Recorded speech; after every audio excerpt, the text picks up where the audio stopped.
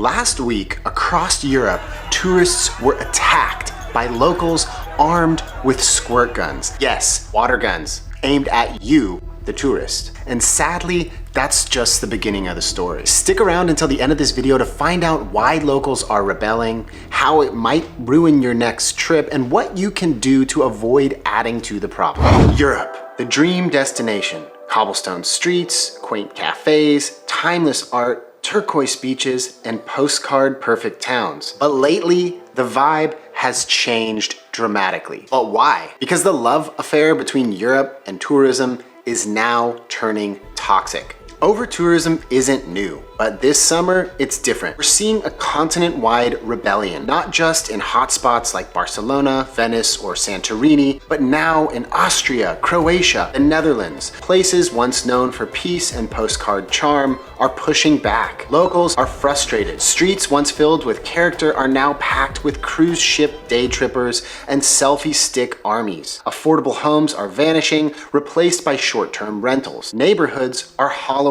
out, and the tipping point, it's here. If you're new here, I'm Alex and welcome to my channel. I'm a travel and lifestyle creator. I've been making content here on YouTube for over 10 plus years, but I'm still so shocked by how many of you watch my content without subscribing. Hit the subscribe button. It's no big deal for you, but it makes a big difference for me, so please consider subscribing if you enjoy this content. Back into the video, let's go. Chapter 2, the scale of the problem. Last year, Europe had 747 million visitors. That's nearly double the size of the entire population of the United States, crammed into a continent that is 1/3 the size of the USA. Southern and Western Europe alone saw a 70% increase of global travelers. That means most people are squeezing into the same handful of cities: Venice, Rome, Lisbon, Dubrovnik, Paris, Amsterdam, all at the same time. The result is overcrowding on a massive scale. Water shortages, rent spikes, frustrated locals,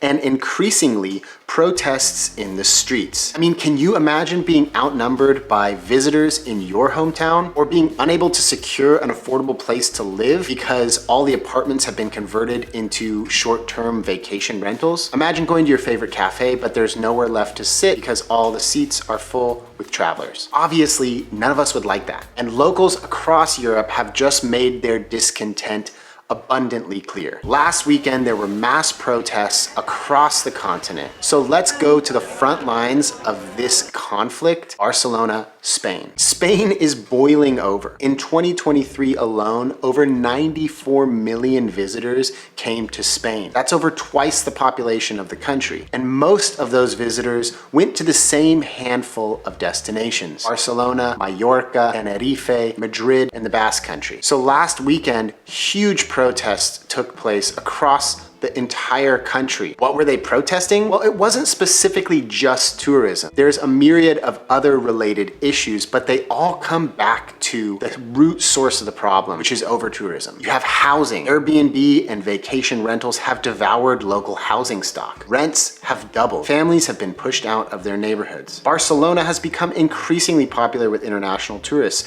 and according to CNN, over 15.5 million overnight visitors stayed in Barcelona in 2024. For context, only about 1.6 million people live in Barcelona. Over the years of growing demand, more and more apartments, once available to local residents, have been taken off of the housing market and converted into more profitable short-term vacation rentals. It's hard to blame people for wanting to cash in on the boom, but at the same time, it's really easy to understand the frustration of locals who are having a hard time finding a place to live. And with a gross annual salary of 33,000 euros, rising prices across the board, catering to international tourists with more expendable income, increasingly make life more and more challenging for locals. For context, rents in Barcelona have risen by over 30%.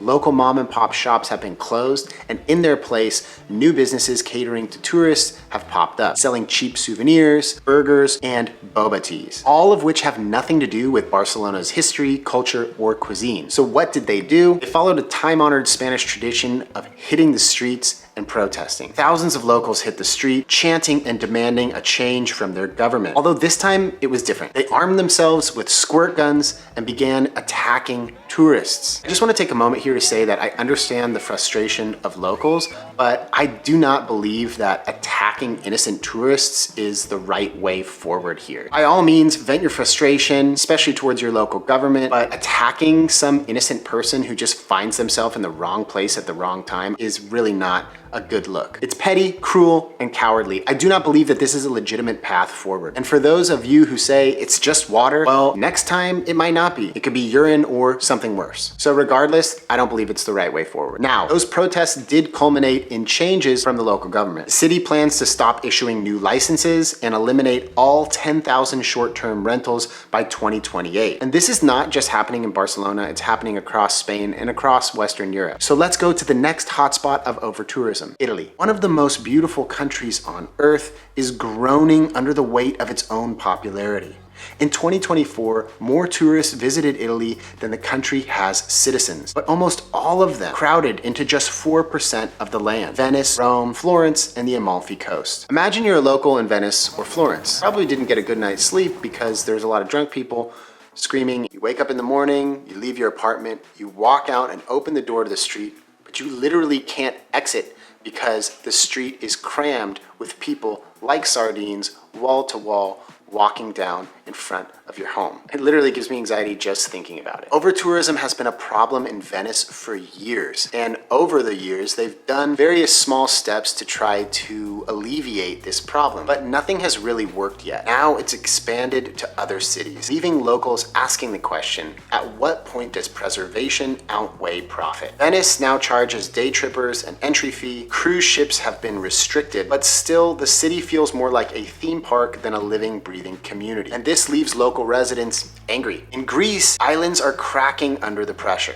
In 2024, tourists outnumbered locals 4-1. That is insane. On Santorini, water is trucked in from the mainland. On Mykonos, locals are priced out entirely. In 2024, Santorini, a small island in Greece, reported up to 18,000 cruise ship passengers a day, overwhelming the island and straining the resources for its 15,000 residents. Those issues led to Santorini taking steps to manage over-tourism. The most visible would begin at sea, meaning that what was once a free-for-all for cruise ships has now been capped at 8,000 passengers a day, and it's no longer first come, first serve. This new system ranks ships based on their environmental impact, passenger behavior, and financial stability. Hotel construction has been frozen, there are no current developments being approved, and instead public funding is being redirected to improve existing units, prioritizing quality over quantity. So, Greece has responded with new cruise taxes, staggered entrance times at the Acropolis, and has a campaign promoting lesser known islands. But the truth is, these are band-aids on a flawed system. Even France, the world's #1 tourism destination, is struggling to cope. In 2023, over 100 million visitors flooded in. The Louvre literally shut down with staff just walking out due to overcrowding. And with the Olympics around the corner, France is racing to keep things going without losing its soul. We've heard of over-tourism in Europe's top destinations for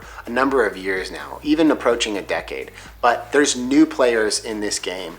This is not just a problem for France and Spain and Italy. In Amsterdam, there's a new campaign called Stay Away. It's targeted at party tourists. Authorities have banned new hotel development and even limited Airbnb listing. In Croatia, UNESCO sites are being trampled by Game of Thrones pilgrims, cameras track tourist flows, and entry caps are on the table. In Austria, the Alpine charm is fading under a wave of over 30 million visitors a year. And in Iceland, 7 tourists arrive for every Icelandic local. This is the type of pressure that over-tourism creates. So why does this matter to you? Look, I'm not anti-tourism. I have made a career traveling and sharing my adventures with the world. And to some extent, perhaps I could be considered part of the problem. But I truly believe that travel has the ability to break down barriers and create closer connections if done in the right way. The future of travel depends on rethinking how we explore. If we keep flooding into the same